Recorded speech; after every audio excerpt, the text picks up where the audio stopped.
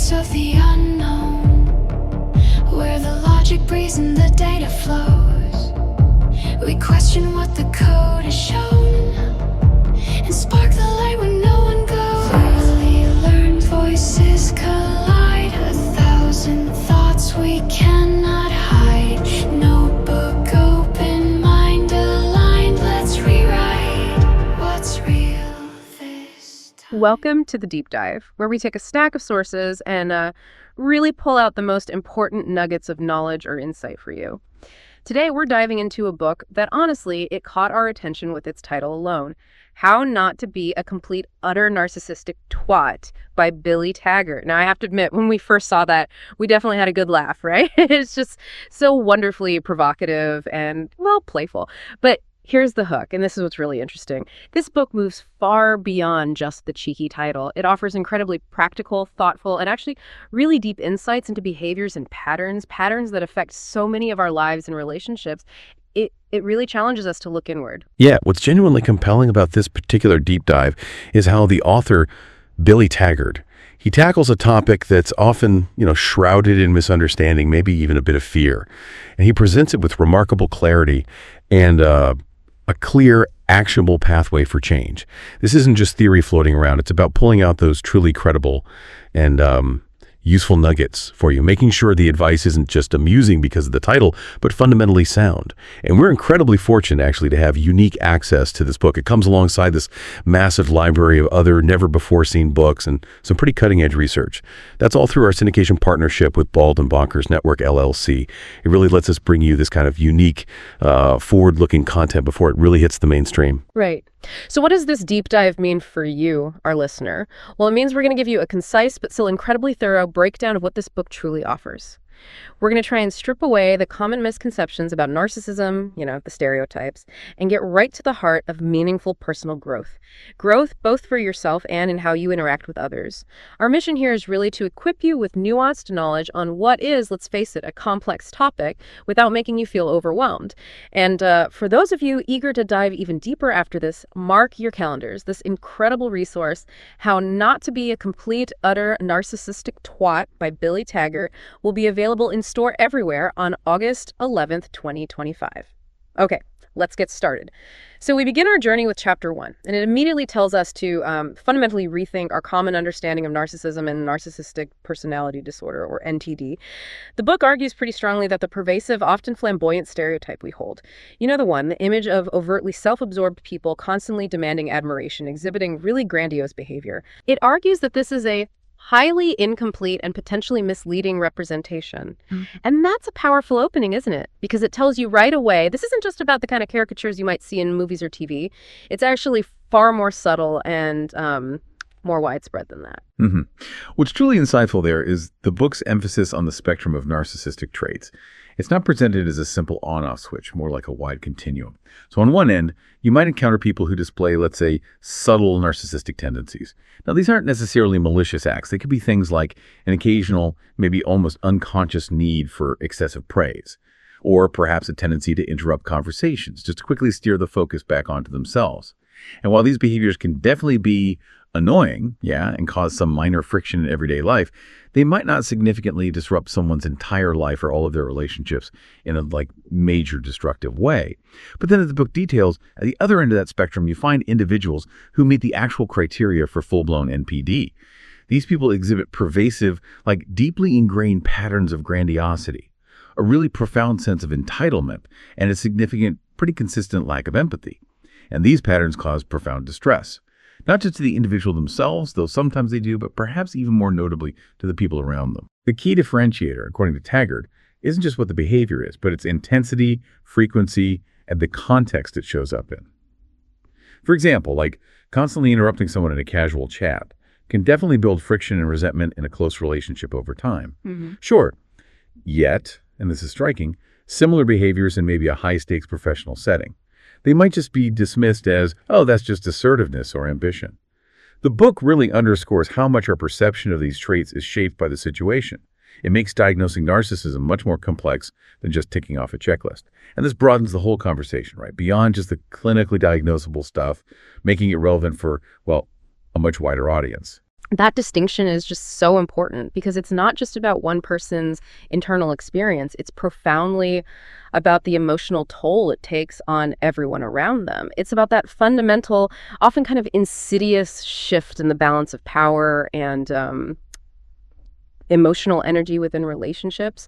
The book really focuses in on how individuals with these pronounced narcissistic traits often struggle, like deeply struggle, to maintain healthy, truly fulfilling relationships.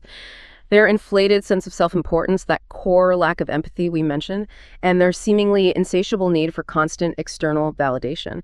It can lead to this awful cycle of conflict, manipulation, and, yeah, at its worst, emotional abuse. They frequently, almost like an instinct, dismiss or belittle the feelings, the needs, the opinions of their partners, their friends, their family members, and this leaves those closest to them feeling utterly devalued, unheard, and often honestly invisible. The consequences are really far-reaching and can be deeply damaging. You see consistently strained relationships, deep feelings of inadequacy in the people around them, and even long-term emotional trauma for the individuals who are subjected to this kind of behavior over time. As the book vividly details, the whole dynamic of the relationship becomes heavily skewed. It becomes almost entirely centered on the needs and desires of the narcissistic individual.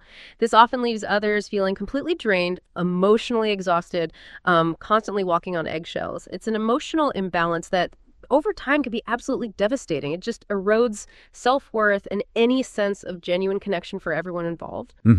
What's particularly insightful there, I think, is how the book strongly emphasizes the importance of avoiding judgmental perspectives when you observe these behaviors.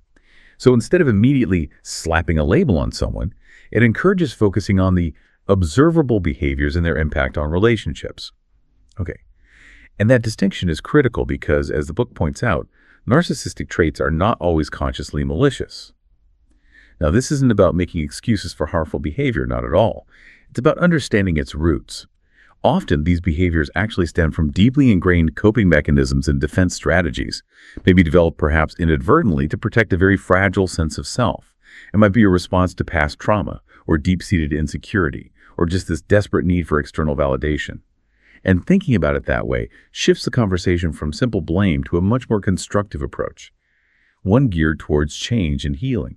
It really raises an important question for all of us, doesn't it? When we encounter behaviors that, trigger us, how much more effective could we be if we just paused? Paused to consider the potential underlying pain or coping mechanisms, instead of immediately jumping to judgment or assuming malicious intent. That's a really powerful reframing. Yeah. And it brings us to another key point the book makes, which is challenging two pretty pervasive myths.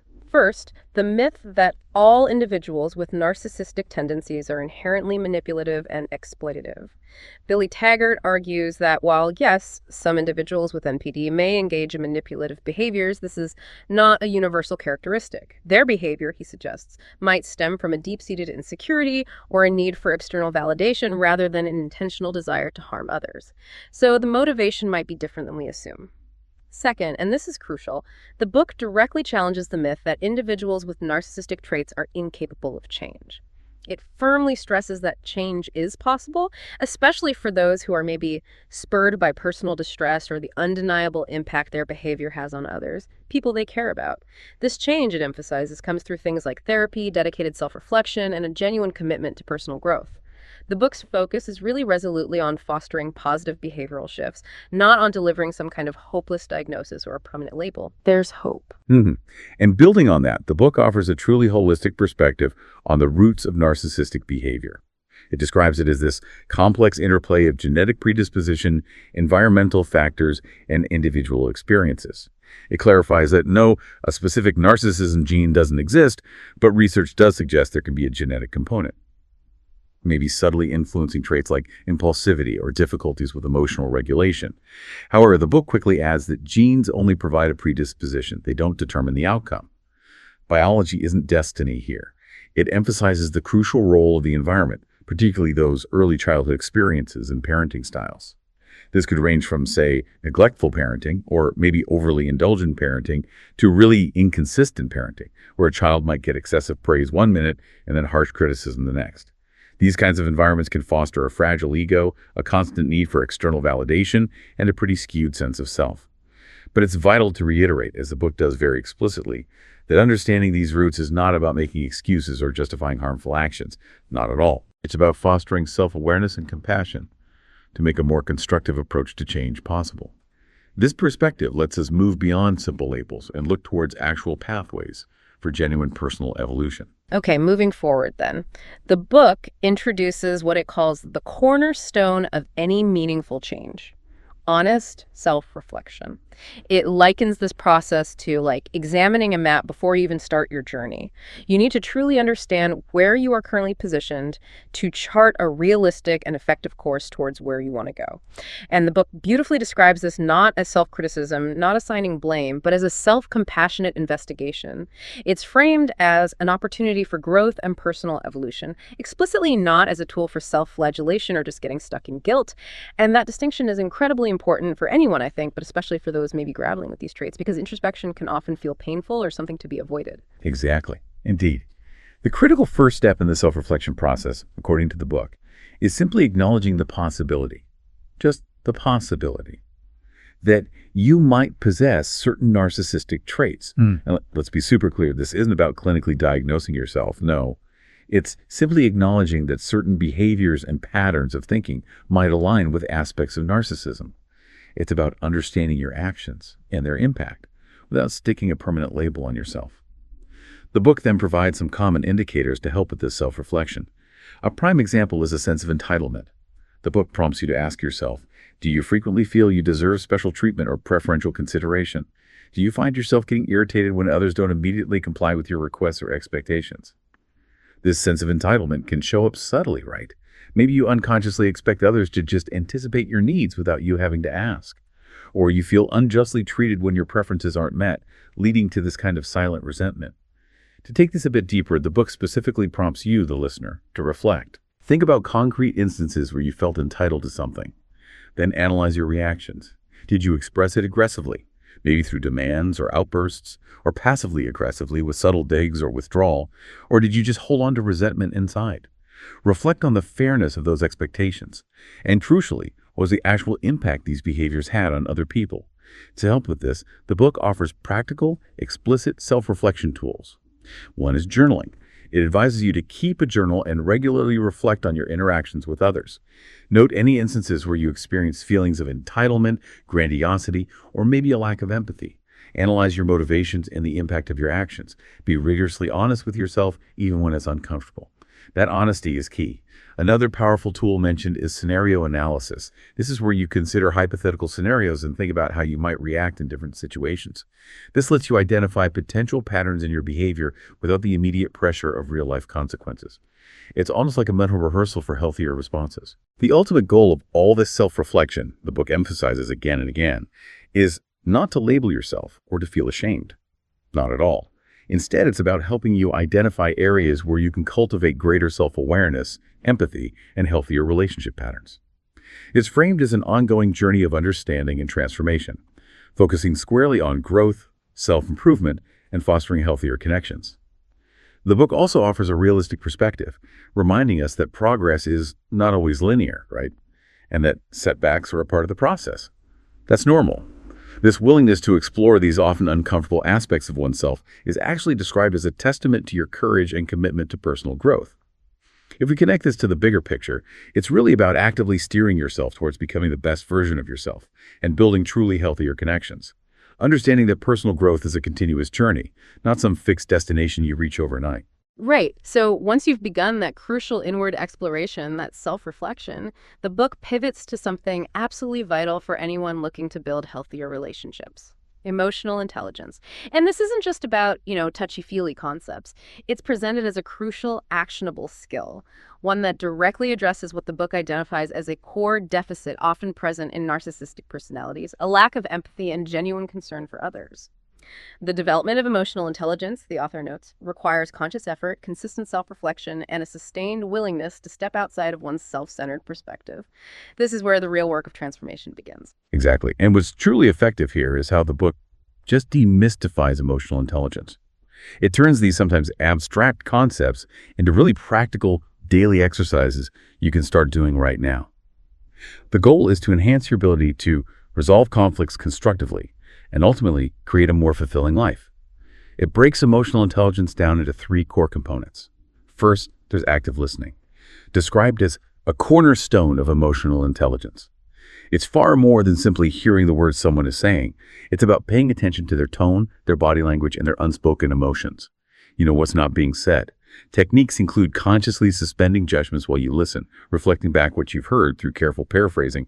So what I hear you saying is, and asking clarifying questions to show genuine engagement, all while consciously avoiding interruption. An illustrative example the book gives. Imagine a friend expresses frustration about their job. An emotionally intelligent response would involve actively listening without interrupting or offering unsolicited advice. Empathizing with their feelings, validating those emotions, and asking open-ended questions like, tell me more about that. Instead of, minimizing their experience or immediately jumping in with unhelpful solutions, this approach builds rapport and genuine understanding. Second, the book delves into perspective taking.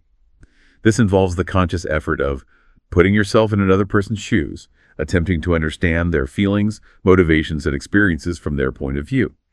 And the book strongly emphasizes this is not about condoning their behavior, especially if it was harmful, but rather acknowledging the validity of their emotional reality. What they are feeling is real for them. It encourages you to consider all the influences, their life circumstances, their cultural backgrounds, their personal histories, things you might not know. Think of, say, a heated argument with a partner over a missed anniversary dinner. Instead of immediately getting defensive and launching into explanations, you pause before formulating your defense. You consciously try to imagine their feelings, disappointment, hurt, maybe feeling forgotten, and you consider any past experiences they might have that could amplify this feeling. Then you begin the conversation with an empathetic acknowledgement. I understand you're feeling hurt and disappointed, and I'm truly sorry that I missed our anniversary dinner. That comes first. The book even offers a powerful, specific exercise called the other person's story exercise. It guides you to choose a recent conflict. First, write down your version of events, just as you remember it. Then rewrite the entire thing from the other person's perspective, consciously considering their feelings, their motivations, any contributing factors you might have missed, and even trying to imagine their internal monologue. What were they thinking? This exercise, the book asserts, often reveals hidden biases and assumptions we hold, and it fosters much deeper empathy. Third component is emotional regulation. This is defined as the ability to manage your own emotions effectively. This is crucial because individuals with narcissistic tendencies often struggle with intense emotional reactivity, right? Particularly things like anger or defensiveness, especially when their ego feels threatened. Emotional regulation means understanding your emotional triggers and developing healthy coping mechanisms, so you can respond thoughtfully rather than just reacting impulsively. Techniques mentioned include pausing to actually identify the specific emotions you're feeling in the moment, practicing mindfulness to create that space between the trigger and your reaction, using deep breathing exercises to calm the nervous system, or engaging in physical activity as a healthy outlet for intense feelings. The profound benefit, the book highlights, is being able to respond to difficult situations with greater composure and clarity. This allows you to approach conflicts constructively rather than escalating them, and ultimately fosters a more fulfilling life. Right. So what does this all mean for you in practical terms? It means these aren't just abstract ideas floating around. They're tangible skills you can actively cultivate with consistent practice. Practice leading to a richer, more meaningful life filled with genuine connection and understanding. The book introduces several practical exercises to help you do just that. First, a daily emotional check-in, it suggests. At the end of each day, take just a few minutes to reflect on your emotional state. What specific emotions did you experience today? What triggered those emotions? How did you respond? See if you can identify any patterns that emerge over time. And journaling is highlighted again here as an exceptionally powerful tool for this process. It allows for deeper insight into these patterns, seeing them written down. Second, the book recommends active listening practice. It says, choose a trusted conversation partner, a friend, family member, or maybe a colleague, and consciously practice active listening. The instructions are pretty clear. Focus intently on what they're saying, consciously avoiding interruptions and that temptation we all have to formulate your response while they're still speaking. Paraphrase their words back to them to confirm your understanding, ask clarifying questions, and reflect their emotions back to them. It sounds like you felt really frustrated. And then after the conversation, you reflect on your performance. What did I do well? Where could I improve? What did I learn about the other person or about myself in that interaction? The book also highlights other practical strategies for improving active listening, pulled from an unnumbered section on improving communication skills. These include things like Minimize interruptions. Actively resist the urge to interrupt the speaker. Just let them finish their thoughts completely, even if there's a pause that feels a bit awkward. And focus on nonverbal cues. Pay close attention to the speaker's body language, their posture, facial expressions, gestures, the tone of voice. These often convey so much more than the words themselves. And also, embrace silence. Don't be afraid of silence. Allow pauses in the conversation. It gives the speaker time to gather their thoughts, or maybe it gives you time to truly process what's been said. These practical, actionable steps really make it clear that the book isn't just theory. It's like a manual for real change in how you communicate. Yeah, that emphasis on communication styles is just so crucial. And it raises that important question, doesn't it? How often do our communication failures, our misunderstandings stem not from malice or a lack of caring, but from a simple mismatch in style, a fundamental difference in how we express ourselves? And how can understanding this difference help bridge those gaps, help create more effective communication, better conflict resolution, and more meaningful connections? The book dedicates significant attention to navigating these diverse communication styles, highlighting a common distinction between what it calls direct communicators and indirect communicators. Direct communicators, as the book describes them, tend to express their thoughts and feelings openly. They state their needs explicitly and value clarity, maybe even conciseness. For instance, they might just say, "I'm feeling frustrated because the deadline is approaching, and I need your specific help with X and Y to finish the project on time." Very clear. Indirect communicators, conversely, tend to express themselves more subtly. They often rely on hints, nonverbal cues, maybe implication, and they generally prefer to avoid direct confrontation if possible. So they might say something like, "Wow, this project is really taking a long time," hoping you'll infer their need for help or collaboration. The book explains how conflict often arises precisely from these misinterpretations due to differing styles. Like, the direct person might see an indirect person as maybe evasive or passive-aggressive, while the indirect person might see the direct person as blunt or maybe even aggressive. The strategies the book suggests to bridge these gaps involve, again, cultivating empathy and perspective taking, really trying to understand the other person's style. Also asking clarifying questions. Can you help me understand what you mean by that precisely? Or what specifically would be helpful right now? Practicing active listening, obviously, and importantly, being willing to adapt your own communication style when it's appropriate. So maybe a direct communicator learns to soften their approach sometimes, or an indirect communicator practices being a bit more explicit about their needs. And for handling disagreements constructively, the advice is consistent. Focus on the specific issue at hand, not on personal attacks. Use I statements, "I feel hurt when my ideas are dismissed," instead of "you always dismiss my ideas." And aim to collaboratively seek solutions, rather than just trying to win the argument. This approach could be revolutionary for someone maybe accustomed to controlling or dominating conversations. Absolutely. And speaking of building healthier relationships, the book also dives deep into something many of us struggle with, but which is particularly challenging, I think, and transformative for individuals working on narcissistic tendencies: forgiveness. Forgiveness both for ourselves and for others, and also the crucial act of setting boundaries, which, as the book highlights, is explicitly not about putting up walls, but creating healthy space for oneself. I love that reframing. It changes a concept often seen as maybe selfish into one of self-preservation and mutual respect. Yeah, that reframing is key. And what's truly profound here is how deeply interwoven these concepts are within the book's whole framework. It really shows that you can't genuinely practice kindness or cultivate empathy or build truly healthy relationships without having a foundation of self-forgiveness and clear boundaries. This holistic approach, the book argues, ultimately leads to a more fulfilling life filled with genuine connection and understanding. So let's unpack self-forgiveness first. This is touched on in chapters 2 and 7. It's defined not as like condoning harmful behavior or trying to erase the past, but rather acknowledging our past selves, understanding the context of our actions, even if those actions were hurtful, and consciously choosing to embrace self-compassion. Now, for someone with narcissistic tendencies who might really struggle with admitting fault or facing imperfection, this is a radical shift. It's about releasing the emotional burden of past hurts and the shame that can trap someone in these self-defeating patterns. The book suggests methods for self-forgiveness. Things like journaling, again, for processing complex emotions, identifying those ingrained self-criticism patterns, or even writing a letter to your past self to offer understanding and acceptance. Also, meditation for observing thoughts without judgment, fostering mindfulness for the present moment. Acceptance is presented as crucial here. It means acknowledging our past mistakes and shortcomings without dwelling on them, and recognizing that our past actions don't define who we are today, and that we are capable of change and growth. This, the book states, provides a foundational shift for positive change. It frees you up. Then there's forgiving others, which is discussed in Chapter 2. This means releasing the negative emotions that bind us to the past. Freeing yourself from the anger and resentment that can really consume you, without necessarily condoning the behavior itself. You don't have to say what they did was okay. The process involves acknowledging the hurt, attempting to understand the other person's perspective, even if you don't agree with or condone it, and recognizing their shared humanity, their own flaws and struggles.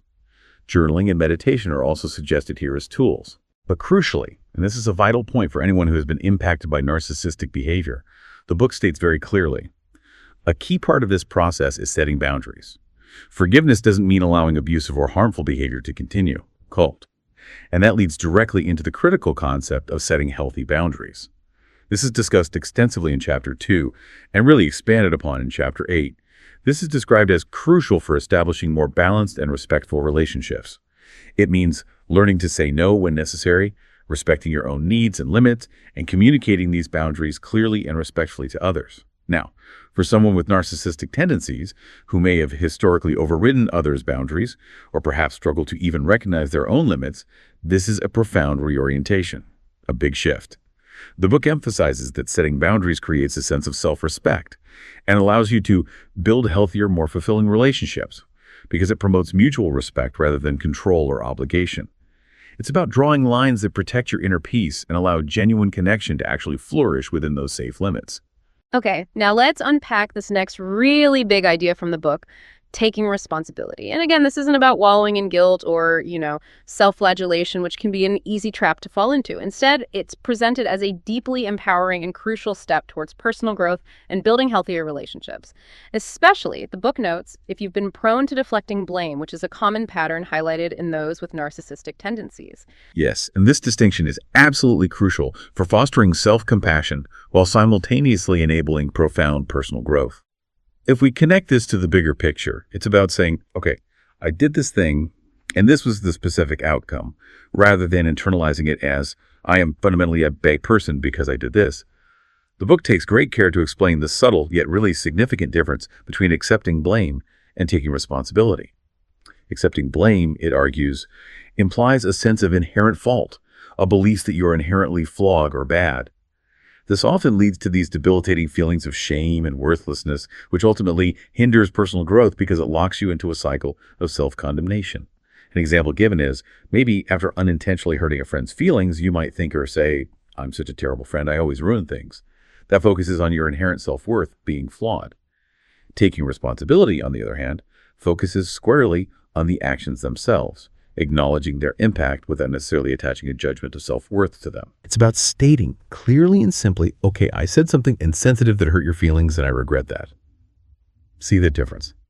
The focus here is on the specific behavior and its consequences, not on some inherent character flaw.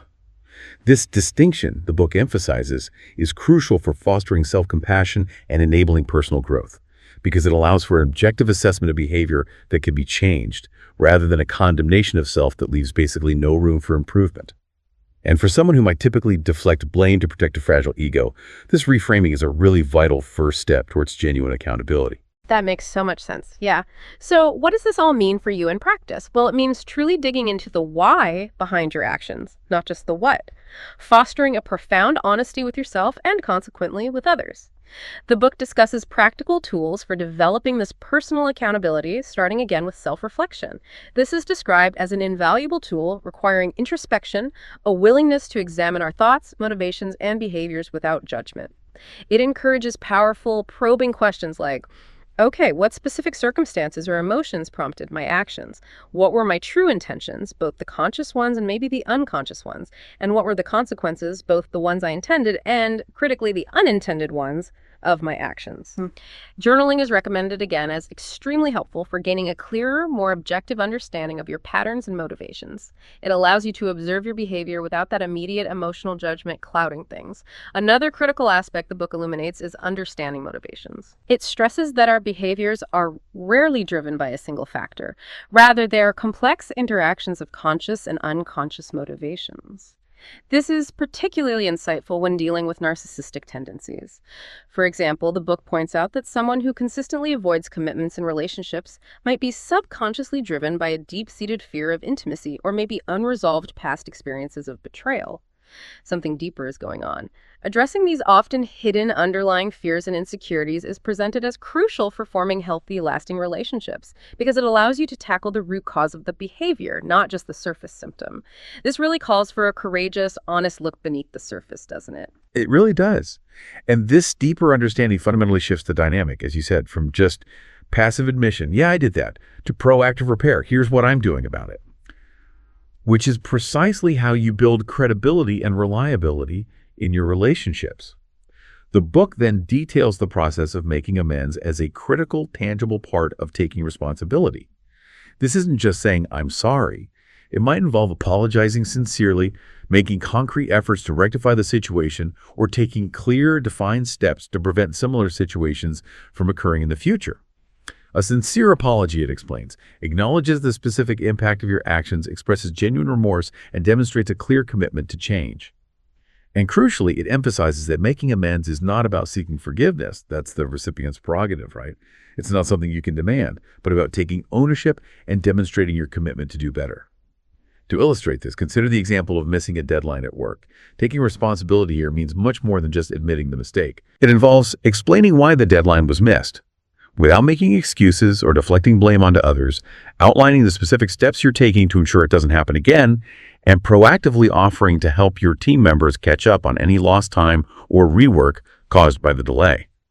This proactive, solutions-oriented approach demonstrates accountability, rebuilds trust among colleagues, and shows a commitment to the team's success rather than just protecting your own reputation. It's a powerful signal that you are reliable and committed to constructive action. That's such a clear difference, isn't it, between just a superficial apology and true accountability. And when you consistently take responsibility for your actions in this proactive way, you build genuine credibility and reliability with the people around you. Others learn that they can genuinely rely on you to be honest, to address your mistakes directly, and to work collaboratively towards positive resolutions.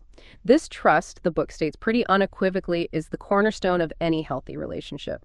It's not just about acknowledging errors, it's about demonstrating a profound willingness to learn, grow, and contribute constructively to the relationship, which in turn creates a powerful sense of safety and security for everyone involved. It really is a foundational shift. You've hit on a critical point there. The path to accountability is not always easy, and the book acknowledges this head-on. No sugarcoating. It requires immense self-awareness, courage, and a willingness to confront uncomfortable truths about one's own behaviors and their impact. For someone who has struggled with narcissistic tendencies, this can be particularly challenging, as it often means letting go of those ego defenses and facing vulnerability, which can feel threatening. The book reminds us that setbacks are normal and an inevitable part of the process. The key, it asserts, is to learn from those setbacks, to adjust your approach without self-condemnation, and to continue striving towards greater self-awareness and personal responsibility. The book wisely emphasizes balancing self-compassion with self-accountability. It's about recognizing that mistakes are inevitable and that learning from them is crucial for personal growth, rather than allowing them to derail your entire journey. The book's consistent message here is actually really empowering. You are capable of change, and every setback is, in fact, an opportunity for a deeper, more compassionate understanding of yourself, which, in turn, helps prevent those self-destructive patterns from taking hold again. Right. And speaking of things that hinder growth and accountability, the book brilliantly exposes our own self-sabotaging behaviors. Those often subtle and, frankly, unconscious ways we undermine our own efforts, our goals, and even our relationships. This section really pulls back the curtain on the sneaky ways we can sometimes trip ourselves up without even realizing it. It really does. And by bringing these often unconscious patterns to light and crucially understanding their triggers, the book shows how much power we gain to break free from them and foster healthier connections. It's about regaining control. The book elaborates on several common self-sabotage patterns. First, there's procrastination and avoidance. This involves engaging in distracting activities like excessive social media scrolling, binge-watching television, or endlessly reorganizing a perfectly fine desk, instead of tackling challenging or maybe anxiety-provoking tasks. While it offers temporary relief from anxiety, this avoidance mechanism ultimately prevents us from achieving our goals and can create a pervasive cycle of guilt and frustration. The book links this specifically to narcissistic tendencies by noting it's often driven by a deeper fear of failure or even fear of success, maybe fear of the scrutiny that comes with achievement or the vulnerability that comes with commitment. Second, the book highlights perfectionism. And paradoxically, the relentless pursuit of flawlessness often leads to inaction or a significant delay in starting a project.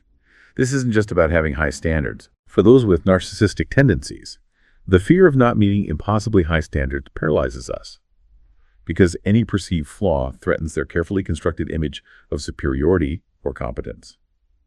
This can lead to an inability to delegate tasks, an overwhelming need for control, and a strong reluctance to receive constructive feedback.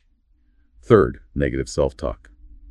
This is that constant stream of inner criticism and self-doubt that relentlessly undermines confidence and resilience. The book explains how this creates a self-fulfilling prophecy, often manifesting as downplaying our achievements, excessively focusing on our shortcomings, or constantly comparing ourselves unfavorably to others.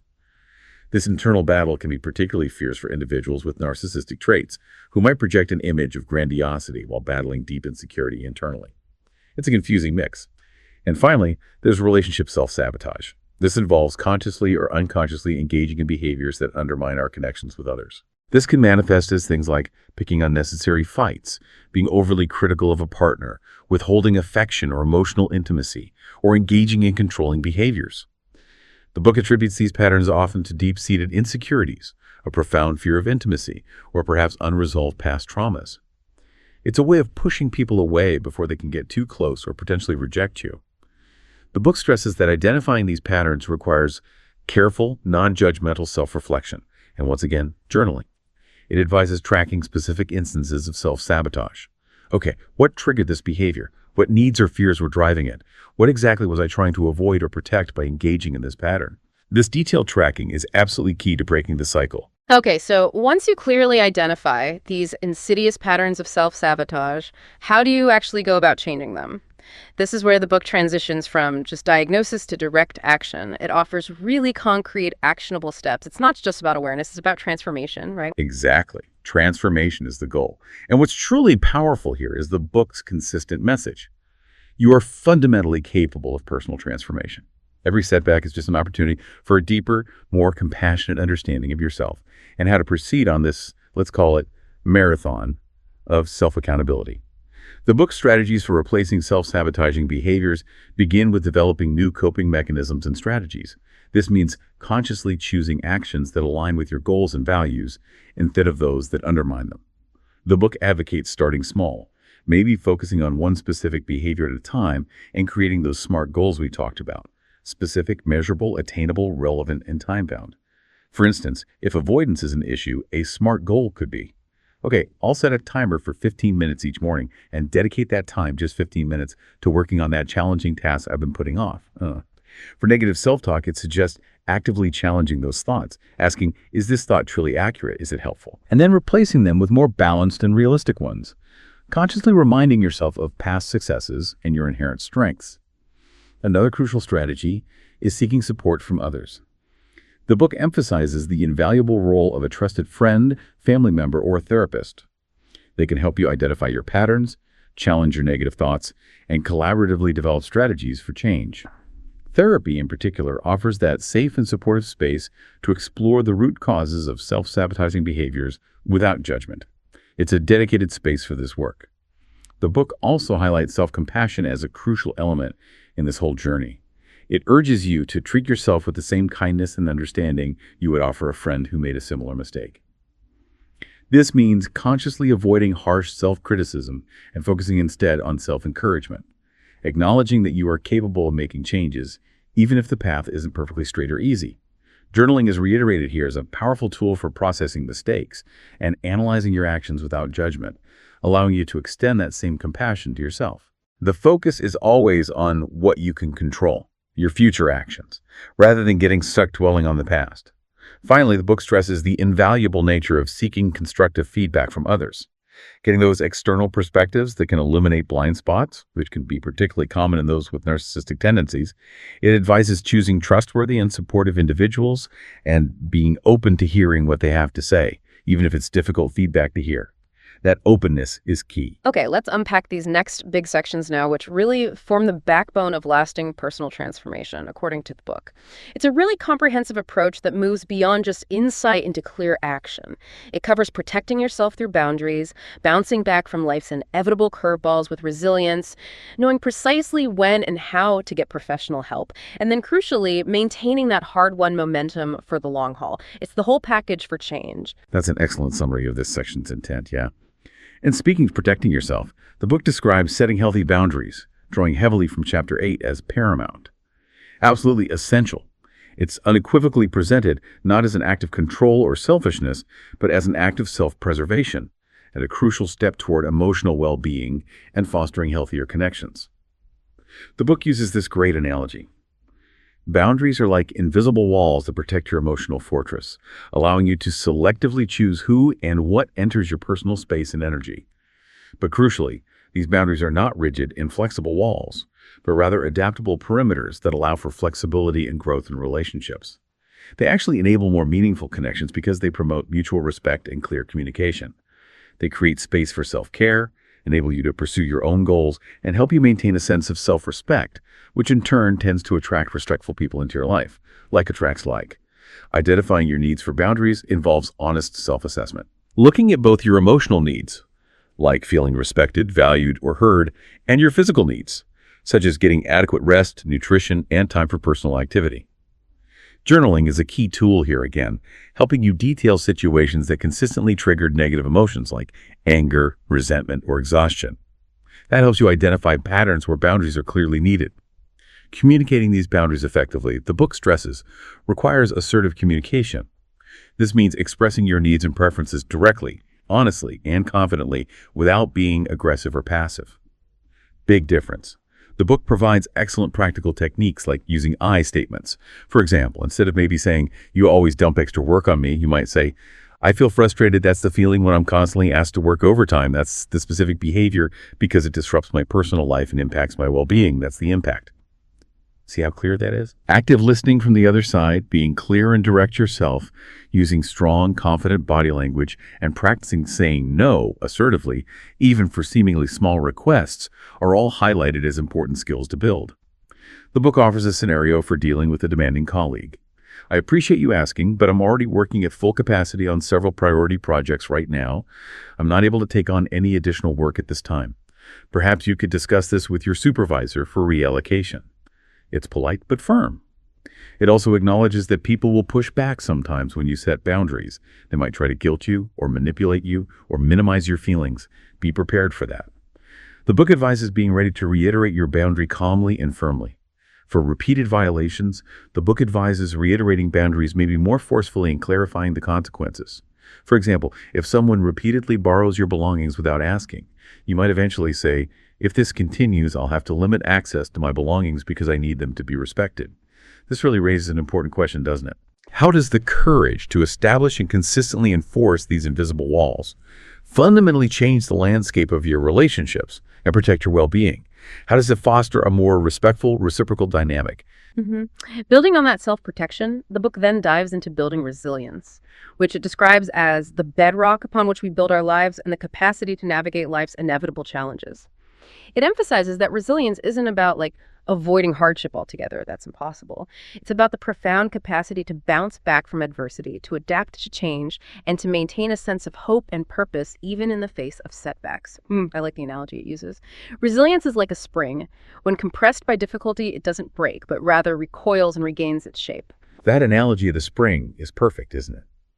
And what's truly fascinating here is how the book frames resilience not as some innate quality you either have or don't have, but as a dynamic skill, something you can actively cultivate and strengthen over time through consistent, intentional effort. And this ultimately leads to a life lived with greater confidence, purpose, and a profound sense of self-worth. The book identifies several key factors that contribute to resilience. A strong sense of self-efficacy is paramount. Now, this isn't just general self-confidence. It's the specific, deep-seated belief in your ability to cope with challenges and effectively overcome obstacles, like trusting your capacity to set boundaries effectively in those difficult, conflictual relationships. Optimism, defined as a positive outlook that anticipates favorable outcomes, also plays a vital role. It's about believing things can and will improve, even when faced with difficulties, like maybe navigating a challenging relationship with a narcissistic partner. Hope matters. Strong social support networks comprising supportive friends, family members, or trusted colleagues act as a crucial buffer against stress. They offer empathy, encouragement, and practical assistance. The book even suggests seeking out specific support groups, like those for survivors of narcissistic abuse, to find that shared understanding and validation. Finally, consistent self-care practices are foundational. Prioritizing one's physical and mental health through things like sufficient sleep, nutritious diet, regular exercise, and mindfulness practices. The book offers clear strategies to learn and strengthen this resilience. First, cultivate a growth mindset. This means believing that abilities and intelligence are not fixed, but can be developed through dedication and hard work. This reframes challenges from threats into opportunities for growth and learning. Second, develop self-compassion. This means treating oneself with kindness and understanding, especially during challenging times. Instead of harsh self-criticism when you stumble, offer yourself the same support you'd give a friend in that situation.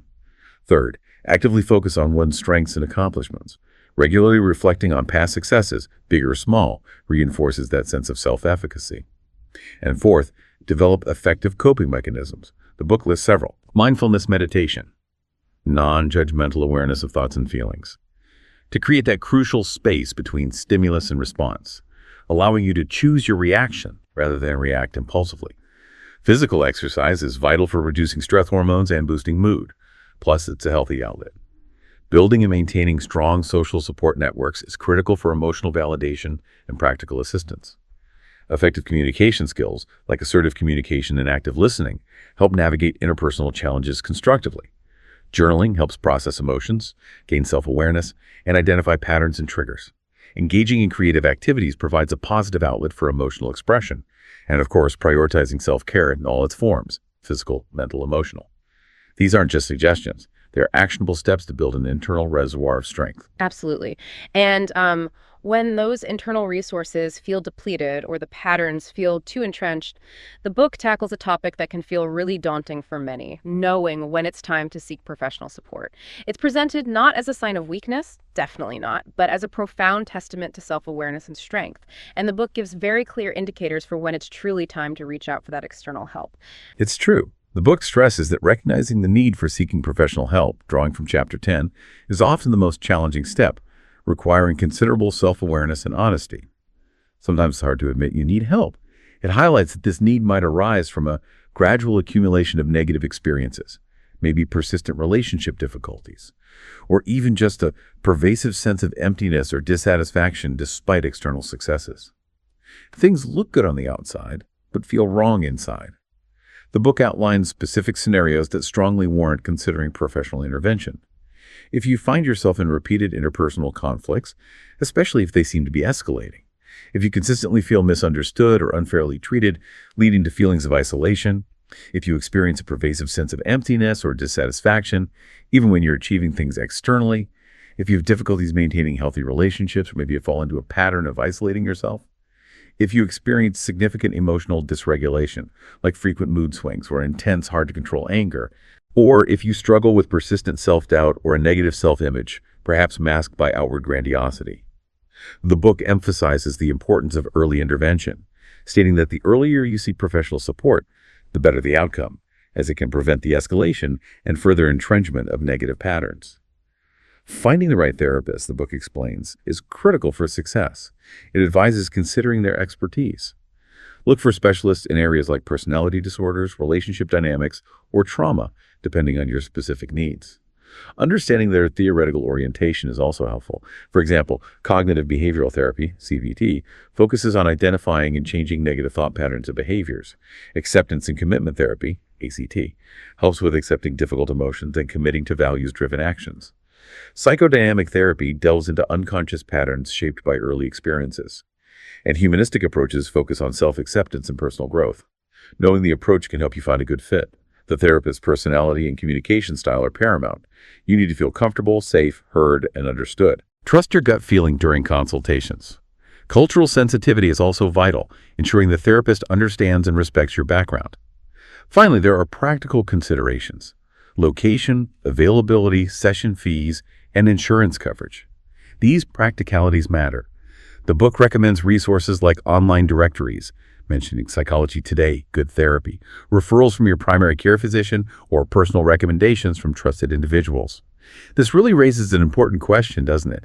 Why does the book stress that seeking help is not a sign of weakness, but a testament to profound self-awareness and a courageous commitment to personal growth, especially when you're trying to navigate these deeply ingrained patterns that are just so difficult to change on your own? That's an incredibly helpful guide for navigating what can be a really intimidating step for a lot of people.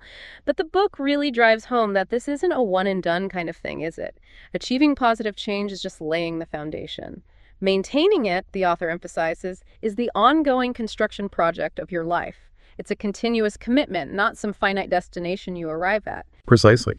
And what's truly compelling here is the sheer dedication and ongoing commitment that's required.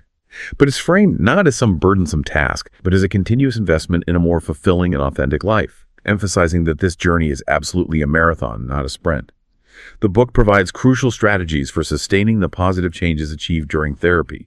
Drawing from Chapter 11, it acknowledges the inherent challenge. The temptation to revert to old habits and patterns will inevitably arise.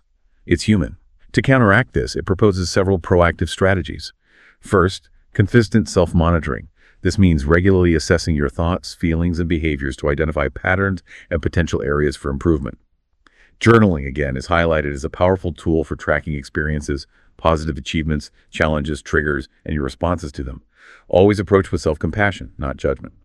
Second, developing a robust self-care routine is presented as cornerstone for solidifying the positive changes. This acts like preventative maintenance for your emotional and mental health. It encompasses physical self-care, making sure you get adequate sleep, ideally 7-9 hours, regular physical exercise, balanced nutrition, proper hydration. Mental self-care, engaging in intellectually stimulating activities like reading, learning new skills, or even doing puzzles. And emotional self-care, spending time in nature, engaging in joyful hobbies, nurturing connections with loved ones, and yes, continued journaling for emotional processing. Third, practicing mindfulness and meditation is vital for cultivating a non-judgmental awareness of your thoughts, feelings, and bodily sensations. This heightened awareness allows you to observe your internal landscape without getting swept away by it, fostering detachment and reducing reactivity, a particular benefit for those prone to impulsive or emotional outbursts. This includes things like guided meditations, progressive muscle relaxation, or mindful movement like yoga or tai chi. Fourth, the book advises reviewing established strategies periodically. Ask yourself, are the coping mechanisms I developed still working? Do my boundaries need adjusting as I grow? Ensure their continued effectiveness and relevance. Fifth, building a supportive community is deemed a fundamental pillar upon which sustained positive change rests. A strong network of supportive individuals acts as a buffer against setbacks, offering encouragement, understanding, and practical assistance. This includes family, friends, colleagues, and support groups, providing emotional validation, practical assistance, and that vital sense of belonging. The book stresses that quality outweighs quantity in these relationships and advises actively avoiding toxic relationships that could undermine your hard-won progress. Sixth, embracing imperfection. Accepting that setbacks are inevitable and framing them not as failures, but rather as valuable learning opportunities. What can I learn from this slip-up? Finally, developing a robust relapse prevention plan is essential. This is described as a flexible framework to identify your specific triggers, manage high-risk situations, for example, maybe avoiding certain social situations involving alcohol if that triggers old tendencies, and respond effectively to setbacks with predetermined constructive alternatives, rather than falling back into destructive patterns. This often includes seeking continued professional support through periodic check-ins with your therapist or ongoing participation in support groups, viewing them as valuable investments in your sustained well-being. That's a truly comprehensive blueprint for lasting change. Wow. And as we reach the final stage of our deep dive here, The book reminds us of the profound and maybe often overlooked importance of acknowledging and celebrating your progress along the way. We often just zoom past our achievements, don't we, focusing on the next thing. But the book says this isn't about vanity. It's about recognizing the immense effort you've invested, and it's absolutely vital for continued growth and keeping that motivation high. Absolutely. And this raises that important question again. How does actively celebrating even the small victories become such a powerful tool against self-sabotage? How does it fuel your self-efficacy and help build lasting change? Acknowledging accomplishments, as detailed in Chapter 12, is a crucial step in reinforcing positive behavior patterns and maintaining motivation. For individuals who might be prone to constant self-criticism, or maybe who struggle with internal validation, this conscious act of celebration directly counteracts that negative internal dialogue that can be so debilitating. It's not about ignoring flaws or pretending everything's perfect. It's about adopting a balanced approach, a realistic assessment of our strengths and weaknesses, tempered with genuine self-compassion. The book offers practical strategies for acknowledging progress. One is creating a personal achievement log. This could be a simple notebook or even a digital file where you record your successes no matter how insignificant they might seem at first. This might include specific instances of, say, controlling your anger in a situation where you previously wouldn't have, or resisting a self-destructive urge, or successfully expressing empathy in a challenging conversation. These are highlighted as essential building blocks of positive change, providing tangible evidence of your growth. Seeing it written down makes it real. Another valuable approach mentioned is creating a visual representation of your progress. Things like charts, timelines, or even something as simple as adding a stone to a jar each time you successfully navigate a challenging situation without reverting to old patterns. This provides powerful reinforcement, especially during moments of discouragement, visually demonstrating just how far you've come. The act of celebrating itself is not solely about self-congratulation. It's about reinforcing those positive behavior patterns and strengthening your self-belief. It actively fights negative self-talk and systematically creates a more positive and empowering self-image. And these celebrations don't have to be grand gestures, right? A simple act of self-care can suffice, taking a relaxing bath, reading a good book, or enjoying a favorite meal. The key is to intentionally create space to appreciate your accomplishments and acknowledge the hard work you've put in.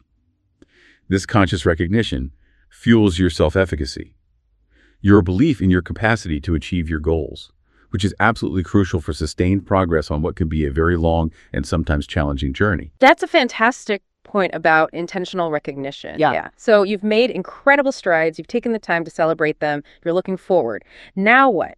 The book tells us this is where you strategically chart a course for continued development, building on that momentum you've already built.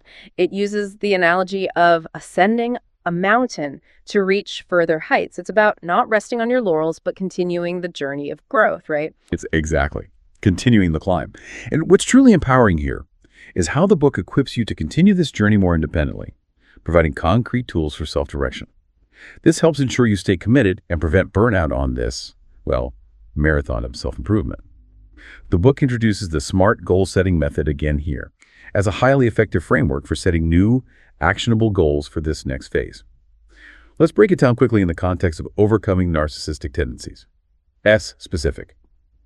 Goals need to be clearly defined. So instead of a vague goal like be more empathetic, a specific goal might be, I will practice active listening techniques, including paraphrasing during conversations with my partner 3 times this week. Very specific. M, measurable. Establish clear metrics to track progress. For that active listening goal, you track the number of times you consciously applied the techniques. Did I do it 3 times? Yes or no? A, achievable. Goals should be realistic and attainable given your current circumstances. The book advises starting small and gradually increasing the challenge to build confidence rather than setting yourself up for failure. R, relevant. Goals must align with your overall values and aspirations. They need to be truly meaningful to you and contribute to your larger vision of personal growth and healthier relationships. T, time-bound. Establish a realistic time frame for achieving your goals. This creates a sense of urgency and structure. 3 times this week. The book provides great examples of SMART goals, specifically tailored to the challenges addressed throughout its pages. For cultivating empathy, a goal could be, I will practice actively listening to and validating the feelings of my child during at least 1 conversation per day for the next week, using paraphrasing and reflection. For anger control, which, as we've said, can be a significant issue, I will identify 3 specific triggers for my anger and develop 1 healthy coping mechanism for each trigger within the next month. For example, when triggered by X, I will take 5 deep breaths before responding. And for impulsive behavior, often stemming from poor emotional regulation, I will pause for 5 minutes before responding to any upsetting situation or communication for 1 week, consciously focusing on deep breaths and identifying the underlying emotion before speaking or acting. Other strategies mentioned to maintain focus and motivation include visualization, mentally envisioning yourself successfully achieving your goals, and creating a visual representation of your goals, like a vision board, to serve as a constant reminder of your aspirations and progress. And through all of this, through the goal setting, the celebrating, the ongoing work, the book underscores a fundamental truth. Your mindset is your unwavering compass. It guides you through those inevitable peaks and valleys of personal transformation. It's really about consciously shaping your internal landscape, isn't it? That's a profound point, yeah. And it raises an important question. How does this consistent, intentional effort to reshape your internal dialogue, combined with that crucial external support we talked about, become one of your most powerful tools for lasting emotional resilience and a more empowered life? The book details several strategies for maintaining a positive mindset. This involves leveraging the undeniable power of positive self-talk, actively replacing that negative internal dialogue, which often includes harsh self-criticism, crippling self-doubt, and pessimism, with positive and supportive affirmations. For example, instead of thinking I'll never be able to overcome my narcissistic tendencies, it's just who I am, you might actively reframe it to, okay, this is a challenging process, but I am committed to making progress one step at a time, and I'm capable of growth. It's a conscious shift. It involves deliberately challenging negative thoughts, asking, is this thought truly accurate? Is it helpful, or is it just perpetuating a harmful pattern? And then consciously reframing them. Affirmations are described as short, powerful statements, like, I am capable of growth and change. I am worthy of love and respect. Or, I am strong and resilient. That should be repeated regularly and personalized to your specific challenges and aspirations. Make them your own.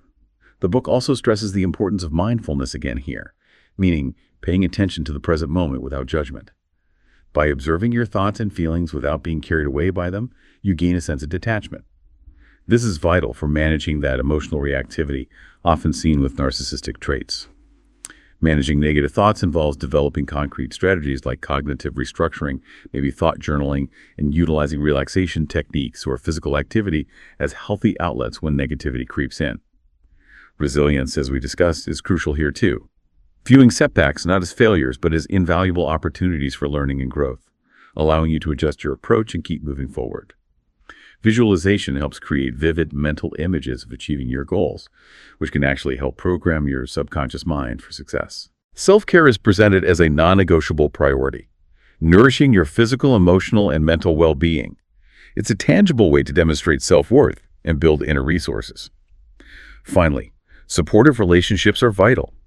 Emphasizing the importance of surrounding yourself with people who genuinely uplift and encourage you, while actively limiting exposure to negativity and toxic dynamics that can drain your energy. This consistent, intentional effort to reshape your internal dialogue, the book concludes, becomes one of your most powerful tools for lasting emotional resilience and a more empowered, authentic life. And finally, the book brings us right back to the heart of it all, the ongoing crucial need to nurture your relationships. Because the profound work you've done to address narcissistic tendencies and cultivate self-awareness, well, that's a magnificent achievement, truly. But it's really only the beginning. Building and maintaining healthy reciprocal relationships requires continuous practice, patience, and an unwavering commitment. It's like tending a garden, isn't it? You can't just plant the seeds and walk away. That garden analogy is beautifully apt, yeah. And what's truly compelling here is the emphasis on continuous, dedicated effort, likening relationships to a flourishing garden. You can't just plant the seeds. They need consistent watering, weeding, and nurturing to truly thrive and yield those rich connections. The book reinforces strategies for healthy relationships as an ongoing commitment. Effective communication remains key, meaning actively listening without interruption, expressing your needs clearly and respectfully, and responding constructively to criticism, consciously addressing past habits like maybe controlling or dominating conversations. Empathy is vital, requiring you to consciously put yourself in another person's shoes, genuinely attempting to understand their feelings and perspectives, even if you don't necessarily agree with their actions or viewpoint. Forgiveness, for both yourself and others, means releasing resentment and moving forward from past hurts. a process that may often require time and sometimes continued professional help to navigate effectively. Setting healthy boundaries remains crucial for protecting your emotional well-being and fostering mutual respect. Clearly communicating your limits and needs as they evolve. And seeking support, whether through continued professional help or by leaning on trusted friends, family, or support groups, is consistently presented as a sign of strength, not weakness. A way to stay accountable and get perspective. The book unequivocally stresses that the journey of self-discovery is a marathon, not a sprint, and nurturing relationships needs that consistent attention and care to truly flourish. This ongoing commitment to growth not only benefits you immensely, but it also enriches your relationships and, maybe in a small way, contributes to a more compassionate and understanding world overall. So we've really taken a deep dive today into what might seem like, well, a provocative title, How Not to Be a Complete Utter Narcissistic Twat. But what we've uncovered is a truly insightful and profoundly practical guide. A guide for self-awareness, for healthier connections, and ultimately for a more fulfilling and authentic life. We've seen how this book, through its unique and, yes, playful approach, offers a comprehensive and actionable framework. It helps us understand narcissistic tendencies as a spectrum, and crucially, it outlines the profound possibility of change through consistent effort and, importantly, self-compassion. Yeah, to connect this to the bigger picture, it's really clear this book offers a robust and incredibly credible framework. Not just for those who might be grappling with subtle or even pronounced narcissistic traits themselves, but really for anyone who is committed to genuine personal growth and building truly authentic and mutually respectful relationships. It distills complex psychological concepts into actionable steps. It highlights the enduring importance of self-reflection, cultivating empathy, taking responsibility, setting clear boundaries, building resilience, knowing when to seek professional help, and understanding the continuous ongoing nature of personal growth and relationship nurturing. The advice feels practical, actionable, and provides concrete steps for real, lasting transformation. So what does this all mean for you as you consider your own journey? Well, perhaps the greatest act of kindness, wisdom, and maybe personal power you can extend both to others, and indeed to yourself, begins with simply understanding the nuanced landscape of your own inner world and committing to its continuous, compassionate cultivation. Just a reminder, this incredible resource, How Not to Be a Complete Utter Narcissistic Twat by Billy Taggert, will be available in store everywhere on August 11th, 2025. Definitely make sure to check it out if this resonated. Thank you so much for joining us on this deep dive. Until next time, keep exploring, keep learning, and keep growing.